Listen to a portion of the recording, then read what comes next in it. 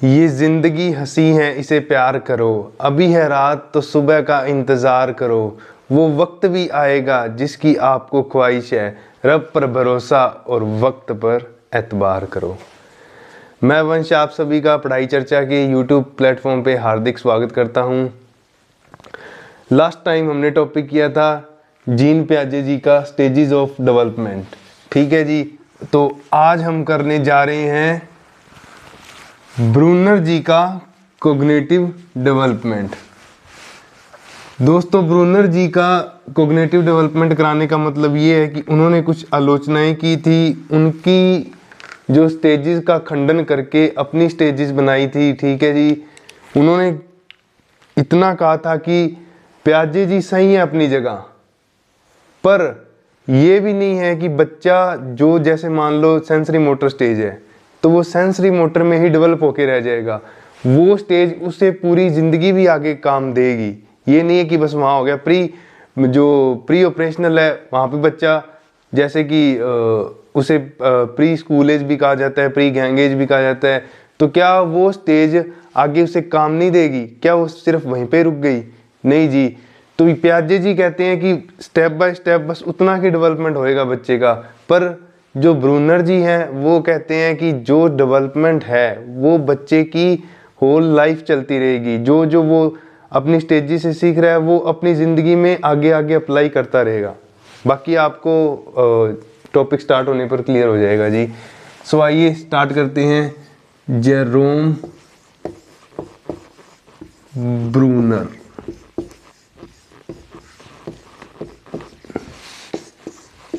अपनी ये 4-5 ही करेंगे जो मेन है, जिनकी थ्योरीज पेपर में आने के चांसेस हैं, ठीक है जी। तो ब्रूनर जी ने 3 स्टेजेस दी हैं। First is inactive stage, second is symbolic stage, second is iconic stage, and third is symbolic stage।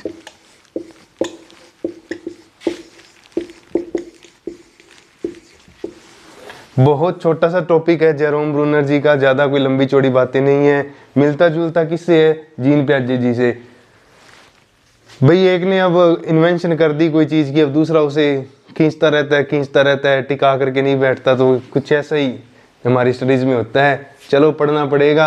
अब क्या हुआ, जीन पियाजे जी ने अपना काम कर दिया था, पर उनका खंडन हुआ आगे, ठीक है जी। बहुत सारे साइकोलॉजिस्ट ने खंडन किया था, पर हम पढ़ने जा रहे हैं सबसे पहले जेरोम ब्रूनर। मेन पॉइंट्स हैं, 3 स्टेजेस दी हैं। पहली है इनएक्टिव स्टेज, जिसका टाइम पीरियड है जी 0 से लेके 18 मंथ। 0 से लेके 18 मंथ। आइकॉनिक स्टेज का पीरियड रहेगा जी 18 मंथ से लेके 6 ईयर। 18 month to 6 years. और जो सिंबॉलिक स्टेज है उसका पीरियड है 6 ईयर से प्लस। घबराना नहीं है दोस्तों, माइनर सी बातें हैं, इतना इंपॉर्टेंट भी नहीं है कि कोई डीपली क्वेश्चन आ जाएगा। बस ऊपर से या स्टेजेस के बारे में पूछ लेंगे, या पूछ लेंगे कि बच्चा कौन सी स्टेज में कैसे रिस्पॉन्स करेगा, वो मैं आपको आगे बताने जा रहा हूँ। उससे आपके सारे डाउट्स क्लियर हो जाएंगे। सबसे पहले हम पढ़ेंगे इनएक्टिव स्टेज। इनएक्टिव स्टेज का जो पियाजे जी से मैच करती है वो है sensory motor stage. Sensory motor stage. इसमें क्या होगा, बच्चा एक्शन से सीखता है। जो पियाजे जी ने कहा था कि बच्चा अपनी सेंसेस को यूज करता है, ठीक है, ज्ञान इंद्रियों का यूज करता है। इसमें क्या है कि ब्रूनर जी कह रहे हैं जो बच्चा है वो एक्शन करके भी सीखता है। बात सेम ही है, पर बात उन्होंने अपने वे से रखी है, इन्होंने अपने वे से रखी है। इन्होंने कह दिया कि बच्चा with the help of action सीखेगा, वो खुद करेगा। जैसे कोई भी चीज़ है, बच्चा मुंह में लेगा, टेस्ट करेगा, अगर वो खाने वाली है तो उसको आगे निकल लेता है, अदरवाइज उसे फेंक देता है। सेम चीज उन्होंने कही थी, बच्चा सेंसेस का यूज करेगा कि टंग का यूज करेगा टेस्ट के लिए, हाथों का यूज करेगा पकड़ने के लिए, बस एक्शन करके ही सीखेगा। दोनों की बातें सेम ही है, थोड़ा माइनर सा डिफरेंस है। स्टेजेस का हो गया, उनकी थोड़ी ज़्यादा डीपली थी, इन्होंने ऊपर ऊपर से बातें कह दी कि भाई ऐसे ऐसे करके अपना काम चलेगा। इस पे ज़्यादा टाइम नहीं लगाएंगे, 10 या 20 मिनट लगाएंगे, बाकी हम वो करेंगे वाइगोस की थ्योरी। नेक्स्ट है आइकॉनिक स्टेज। अच्छा, इसकी छोटी सी डेफिनेशन लिख लो कि बच्चा जो है with the help of actions and movement के थ्रू सीखेगा। अब अपनी लैंग्वेज में नोट्स बना लेना, with the help of actions and movement. ठीक है जी। नेक्स्ट हमारी क्या है, आइकॉनिक स्टेज। आइकॉनिक नाम में ही क्लियर हो रहा है कि देख के, विजुअली, बच्चा इमेजेस को देख के सीखेगा जी।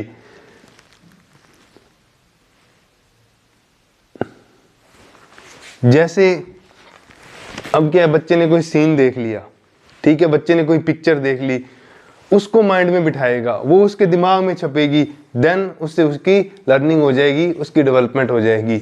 सो इस स्टेज में क्या है, बच्चा विजुअली सीखेगा by the help of images. बस ज्यादा अंदर नहीं घुसना टॉपिक के, मैं बार बार कह रहा हूं, हमने साइकोलॉजिस्ट नहीं बनना, हमने सिर्फ बच्चे के पॉइंट ऑफ व्यू से सोचना है और अपने पेपर के पॉइंट ऑफ व्यू से सोचना है।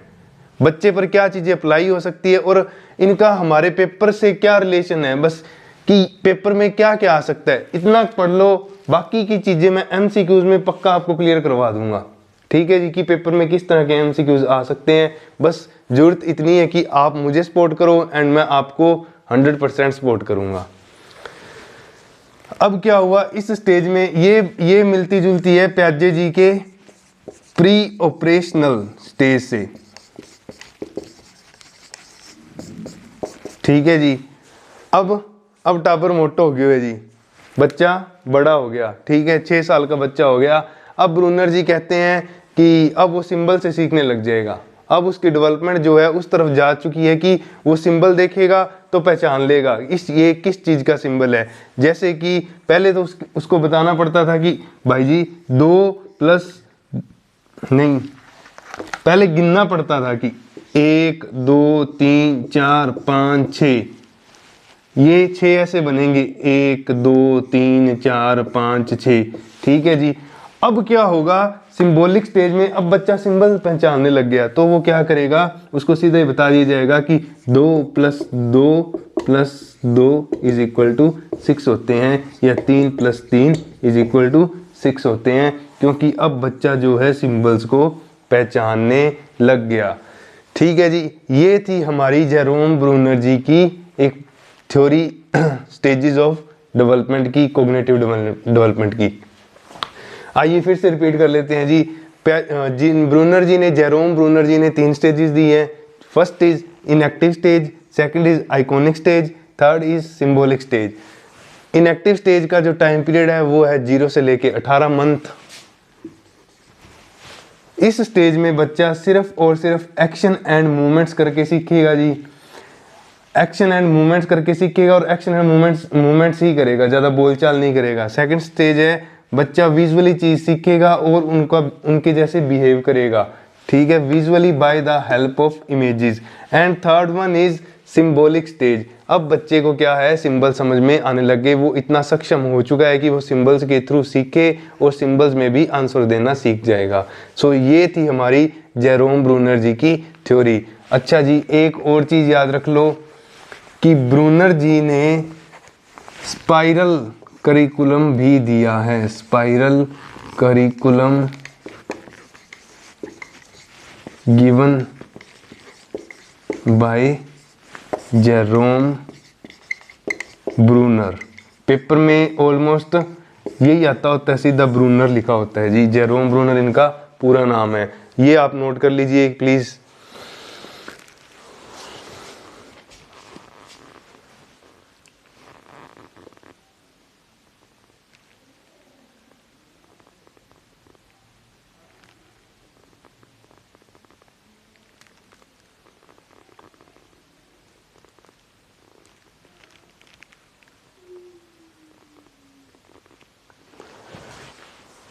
अच्छा, जो प्याजे जी हैं और ब्रूनर जी हैं, इनकी एक कॉमन चीज़ है, बहुत ज़्यादा कॉमन चीज़ है कि सेम लाइन, एक ही लाइन, इनका ये मानना है कि while learning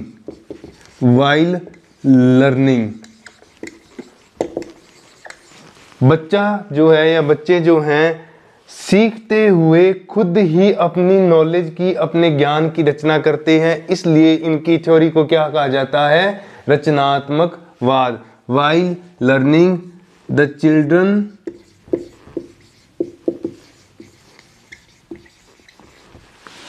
construct their own knowledge। Please इस डेफिनेशन को राइट डाउन कर ले। ये है प्याजे जी एंड ब्रूनर जी की। इज्जत दे लो। कई तो इसे प्याजियो करते हैं, प्याजिया आ गया। नहीं जी, हमारी स्टडी है, हम इज्जत देंगे तो स्टडी हमें इज्जत देगी। जिन प्याजे जी ऊपर से देख रहे हो और कहीं ले मेरी इज्जत करते नहीं, मैं इनको पेपर में सब बुलवा दूंगा, इसलिए इज्जत दे लो। प्याजे जी आके खुद पेपर कराएंगे। प्लीज नोट कर लीजिए इस डेफिनेशन को। नेक्स्ट करते हैं फिर।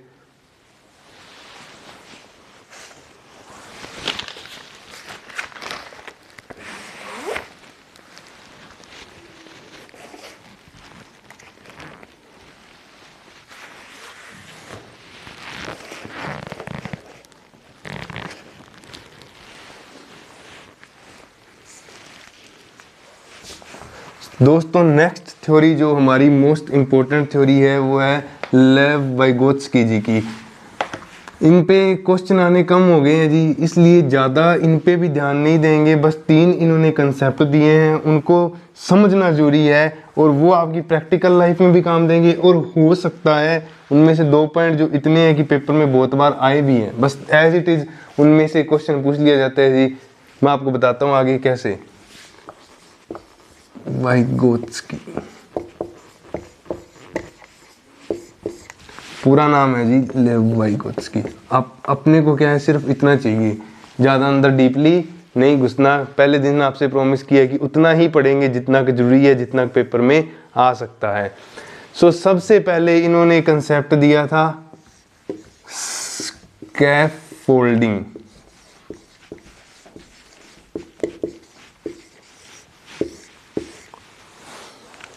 अब एक बात मेरी ध्यान से दिमाग, आंखें, कान खोल के सुनना, मैं क्या कह रहा हूं, मैं क्या रिपीट कर रहा हूं। एक मोस्ट इंपॉर्टेंट लाइन जो है वो पेपर में आपको एज इट इज पूछी जा सकती है कि जो स्काफोल्डिंग का कंसेप्ट सबसे पहले किसने दिया? वाइगोत्स्की जी ने। पर जो स्काफोल्डिंग वर्ड है, स्काफोल्डिंग वर्ड जो है ये सबसे पहले किसके द्वारा यूज किया गया था? Was used by Bruner. जो सबसे पहले स्काफोल्डिंग वर्ड यूज किया गया था वो किसके द्वारा किया गया था? जेरोम ब्रूनर के द्वारा। और जो कंसेप्ट है वो किसके द्वारा दिया गया? वाइगोत्स्की जी के द्वारा। भाई उनके मुंह से शब्द तो निकल गया, उनको सही क्लैरिटी नहीं हुई या वट एवर, हमने उससे कोई नहीं लेना देना। ये बात जेन्युइन नहीं है, मैं तो सिर्फ एक एग्जांपल देके बता रहा हूँ। ठीक है जी, ज़्यादा डीपली जाएंगे तो 10 पेजेस की थ्योरी है। मैं आपको बता देता हूँ कि उन्होंने क्या स्कैफोल्डिंग कहा था, इन्होंने क्या कहा था, तोड़ मरोड़ के क्या निकला था। पर इतना डीपली जाने की हमें ज़रूरत नहीं है। इसलिए स्काफोल्डिंग इतना याद रखो कि scaffolding word was used by Bruner and the concept was given by Vygotsky. और अगर सीधा ही पूछ लिया कि स्कैफोल्डिंग किसका कंसेप्ट है, स्कैफोल्डिंग किसने दिया, तो बिना सोचे समझे आंसर पर टिक कर देना वाइगोत्स्की जी। इनका रिलेशन समाजीकरण से भी है। समाजीकरण का कंसेप्ट किसने दिया? वाइगोत्स्की जी ने। ठीक है जी, ये शायद पेपर में आ नहीं रहा, शायद इसको डिलीट कर दिया, मेरे ध्यान में नहीं है, मैं आपको क्लियर करके बता दूंगा। पर ये 3 कंसेप्ट जो दिए हैं इन्होंने वाइगोत्स्की जी ने, वो हम आगे डिटेल में करते हैं जी। पहला है उसमें से स्काफोल्डिंग।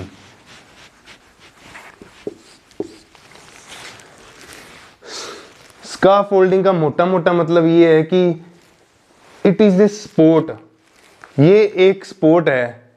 क्या स्पोर्ट है कि बच्चा काम तो कर रहा है, काम करते करते उसको एक सपोर्ट मिल रही है तीसरे बंदे की, ठीक है जी, उसी सपोर्ट के कारण वो आगे बढ़ रहा है। This is called scaffolding. अब आपको मैं एक एग्जांपल देता हूं कि जैसे बच्चा एबीसी लिख रहा है, उसने एबीसी सीख ली, ठीक है जी, A B C D E F G H, आगे आगे, अब G G H H D G H, ऐसे ऐसे करेगा तो एक बंदा आके ये बोल दे कि भाई आगे क्या आएगा, आई, जी एच आई जे के एल एम एन, चक दी ना स्पीड उसने। बस यही स्काफोल्डिंग है, एक माइनर सी सपोर्ट, एक माइनर सी हेल्प किसी की ले लेना इज कॉल्ड स्काफोल्डिंग। ये तो थी बच्चे की बात। अब स्काफोल्डिंग अपनी लाइफ में अपनी लाइफ में इंप्लीमेंट करके अगर हम याद रखना चाहें तो प्रॉपर ये मत समझना कि ये स्काफोल्डिंग है। जैसे कि आप पेपर कर रहे हो, आपको कोई चीटिंग करवा दे तो वो भी एक तरह की स्काफोल्डिंग है, वो भी एक तरह की सपोर्ट ही है।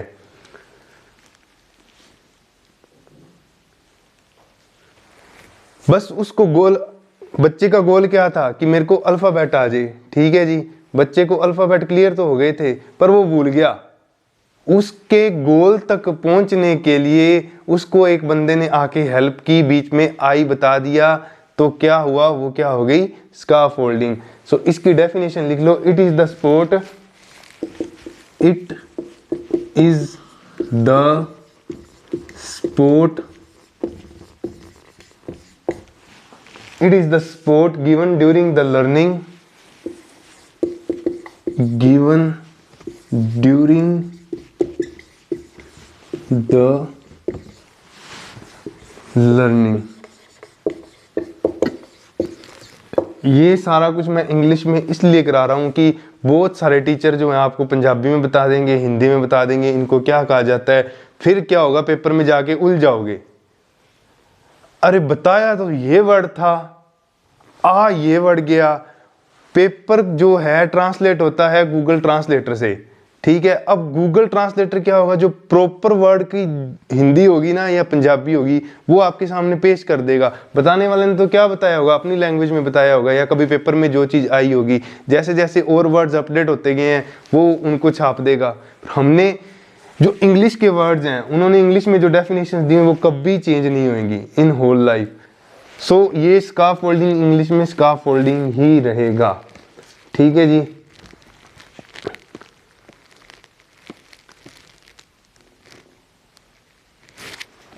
ये क्या है, इंटेंशन ऑफ हेल्प है। हम क्या कर रहे हैं, एक मदद कर रहे हैं, सिखा नहीं रहे पर मदद कर रहे हैं। हमारा इंटेंशन क्या है कि बच्चे की एक छोटी सी हेल्प की जाए अपने गोल तक पहुंचने के लिए। Intention of help to achieve goal.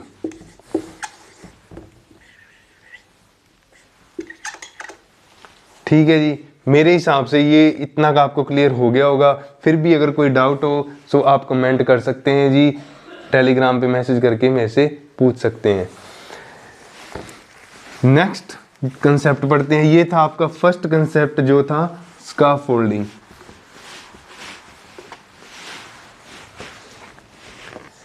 Next is most important, zone of proximal development. इसमें से 99% चांस हैं कि क्वेश्चन आ ही सकता है। एज इट इज पूछ लेगा कि जेडपीडी का कंसेप्ट किसने दिया, जेडपीडी क्या है। जेडपीडी की एग्जांपल देके पूछ लेगा कि बताओ ये स्काफोल्डिंग है, जेडपीडी है, या किसी की और की एग्जांपल उसमें दी होगी। ठीक है जी, तो हम पढ़ते हैं कि जोन ऑफ प्रोक्सिमल डेवलपमेंट क्या है। अब ये एक छोटी सी एग्जांपल दे दूं आपको, फिर मैं इसकी डेफिनेशन कराऊंगा। मेरे हिसाब से मेरे को होप है कि आपको समझ आ जाएगी, पर मैं ये नहीं कहूँगा आ ही जाएगी 100% आ ही जाएगी। सबका अपना अपना दिमाग होता है, अपना अपना वे होता है लर्निंग का। ठीक है जी, अब क्या है, मेरे को थोड़ा टाइम देना जी। कोई लड़का है, ठीक है, वो यहाँ पे खड़ा है और इसके पास क्या है, एक साइकिल है। अब हैंडल वंडल से ना बना लेना यार, मेरे को ज़्यादा नहीं, एक एग्जांपल से ज़्यादा टाइम भी नहीं है कि मैं ड्राइंग करने बैठ जाऊं। इसके पास एक साइकिल है। अब क्या हुआ, ये साइकिल पंचर है, ठीक है, ये साइकिल है पंचर, बच्चा है छोटा। अब ये साइकिल लेके अपनी तरफ से तो यहाँ तक पहुंच पा रहा है, ठीक है जी, पर जब ये तीसरा लड़का आ गया बड़ा सारा और ये आया, ये कहता है तू बैठ भाई मैं धक्का मारता हूं, तो ये लड़का क्या है, साइकिल वाला लड़का इस पॉइंट से कह रहा है यहां पहुंचने में सक्षम है। ठीक है जी, तो ये क्या है, ZPD है कि बच्चा खुद क्या कर सकता है और अपने लेवल पे क्या कर सकता है और किसी की हेल्प के मिलने पर कहां तक पहुंच सकता है। वो जो गैप है, ये जो गैप है, इसको क्या कहते हैं, ZPD, zone of proximal development. So इसकी एक डेफिनेशन लिख लीजिए, फिर मैं आपको आगे और एक आधी एग्जांपल देके समझा दूंगा जी।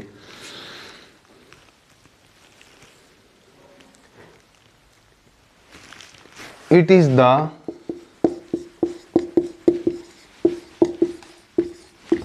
Range of task, it is the range of task that children can achieve with the help of guidance, that children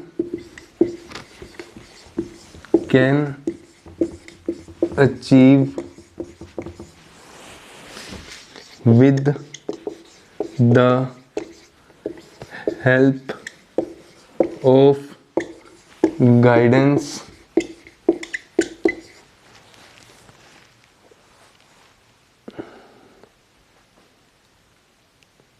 but cannot yet perform independently.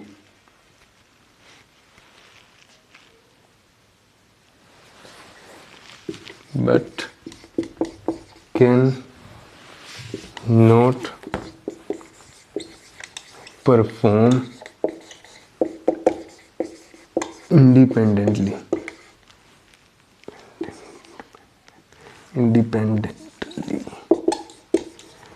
But can not perform independently. अब वो लड़का किस point तक, यहाँ तक तो अकेला पहुंच पा रहा था, इसके आगे नहीं जाया जाता, थक गया था बस। जब दूसरा लड़का मिला तो वो यहाँ तक पहुंच सकता था।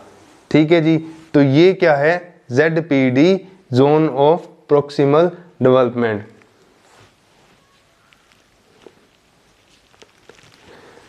अच्छा, अब आप कहोगे कि सर जी ये तो सारे ही करा देंगे, आपने इसको सौखा क्या कराया।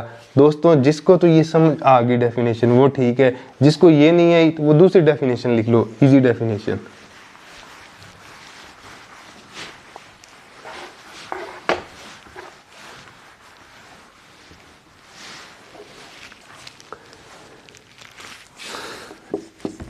It is also the gap. ये एक गैप है, किस चीज का गैप है, what the child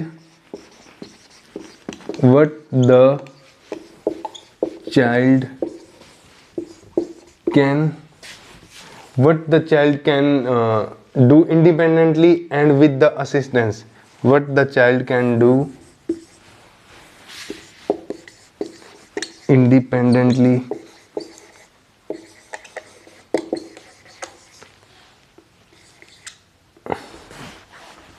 and with the assistants. अब कोई उसको असिस्टेंट मिल जाए, कोई हेल्प करने वाला मिल जाए, कोई स्पॉटर मिल जाए, उसके हेल्प से क्या कर सकता है और वो खुद क्या कर सकता था, इसे कहते हैं zone of proximal development.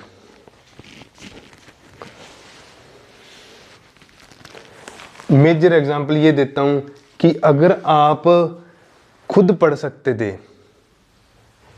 PS TET की, रीट की, सी टेट की तैयारी खुद कर सकते थे, तब तो आपको नंबर मिलने थे 85 या पूरे 90। पर जब आपको कोई स्पॉटर मिल गया, कोई गाइड करने वाला मिल गया, कोई असिस्ट करने वाला मिल गया, तब आप क्या है 90 को पार करके आप 110 120 तक पहुंच गए। तो वो जो डिफरेंस है 90 से लेके 120 तक का, वो क्या है, ZPD, zone of proximal development. ठीक है जी, इतना कंसेप्ट ये याद रखना है। ये था हमारा second point, second concept Vygotsky ji के द्वारा दिया गया। नेक्स्ट है, नेक्स्ट एंड लास्ट,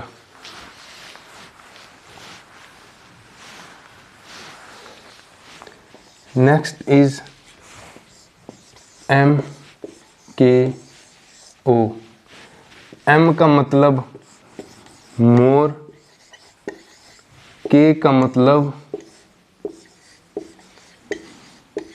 नॉलेजेबल,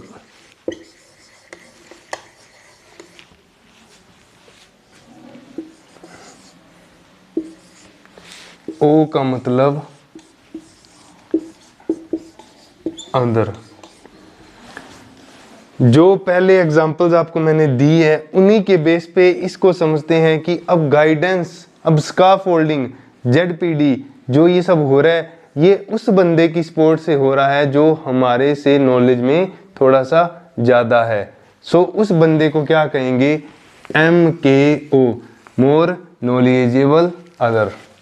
ठीक है जी, यहाँ पे देन लगा लो तो भी अच्छी बात है। सॉरी देन नहीं आएगा, मोर नॉलेजेबल अदर ही आएगा, एज इट इज, इसको याद रखो। ठीक है जी, मोर नॉलेजेबल अदर, बस इतना कंसेप्ट है। वाइगोत्स्की जी ने इतना कंसेप्ट दिया था जी। जेरोम ब्रूनर और वाइगोत्स्की भी ज़्यादा हम टाइम नहीं लगाएंगे, थोड़ी जो क्या है पेपरों में इम्प्रूवमेंट होगी, एग्जाम्पल से ज़्यादा पूछते हैं। ठीक है, तो ज़्यादा से ज़्यादा हम MC की तरफ बढ़ने की कोशिश करेंगे जी। आज के हमारे 2 कंसेप्ट हो चुके हैं, जेरोम ब्रूनर जी का और लेव वाइगोत्स्की जी का। सो मुझे उम्मीद है कि आपको ये पसंद आए होंगे। ज़्यादा से ज़्यादा लाइक, शेयर एंड सब्सक्राइब और अपने रिलेटिव्स तक पहुंचाओ, ताकि मेरे को भी एक्साइटमेंट हो कि मैं वीडियोस बनाऊं। अब ये सिर्फ वीडियोस उनके लिए बन रही हैं जो मेरे साथ जुड़े हुए हैं, मेरे फैमिली, मेरे रिलेटिव्स हैं। मैं बाकियों के साथ भी ये चीज़ शेयर करने के लिए इंग्लिश की वीडियोस ज़्यादा से ज़्यादा आपके लिए बनाऊं, तो प्लीज़ चैनल को आगे शेयर ज़रूर कीजिए, किसी और की भी हेल्प हो जाएगी। सारा हमारा कंसेप्ट जो है वो फ्री में चलेगा जी। ठीक है, टिल एग्ज़ाम, पेपर तक मैं आपके साथ जुड़ा रहूँगा। सो आई होप आपको ये सारा क्लियर हो गया होगा। बाकी जिसको नहीं हुआ वो कमेंट एनी टाइम कर सकता है। सभी